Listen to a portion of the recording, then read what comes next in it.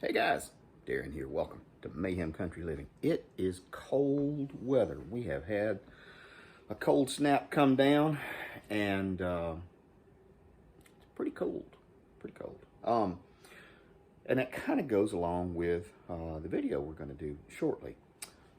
There is a shortage of, wait for it, citrus, because there is a mildew mite that has caused a lot of problems with the citrus market.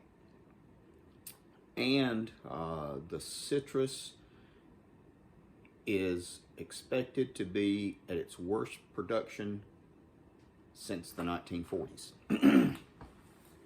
Florida, stuff like that in the U.S. So, this is one thing that you can do when the weather is cold and it's flu season to get you a really good dose of vitamin C. And what we're going to use actually has more vitamin C in it than a orange or citrus, regular citrus. We're going to make pine needle tea with rose hips.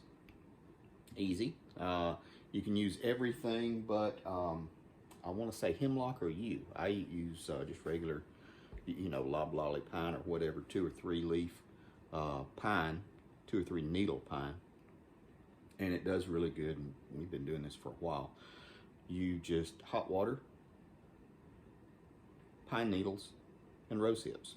And since we're at the house, I'm going to crush up some of the rose hips in our mortar and pestle. I'm going to bruise them so we'll get a lot more vitamin C out of it. I probably will do the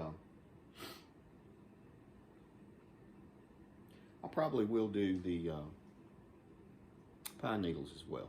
So, hang on. All right, here's our mortar and pestle. Rose hips. These have been harvested off of my roses. I know what I put on my roses, which is just only organic, so it's not going to be a problem. If you're picking these off hedgerows and everything alongside a roadway, you might want to be careful with that. And then we are going to take and we're going to just bruise it up a little bit. And you can mash it up however you need to if you don't have one, mortar and pestle. And there we go.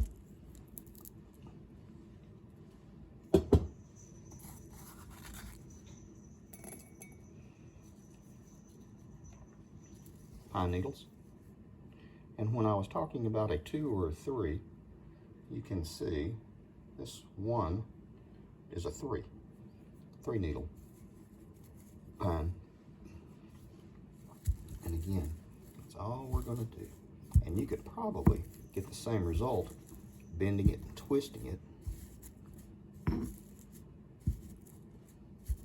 So all we want to do is bruise it so it will release the oils.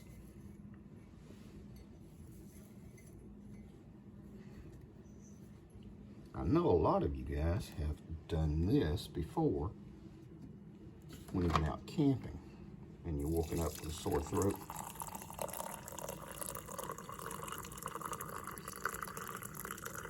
Water's hot, but not too hot, because vitamin C is susceptible to heat, and it will degrade it. We're gonna let it steep for a few minutes. More to come. Okay guys, here is the finished product. It has kind of a green tinge to it, and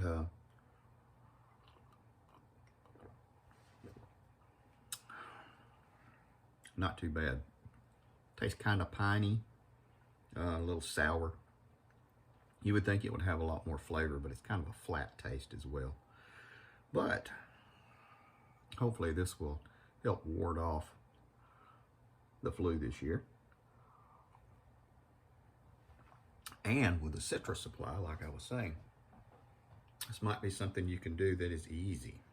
especially if you have a pine tree 2 or 3 leaf. Again, not a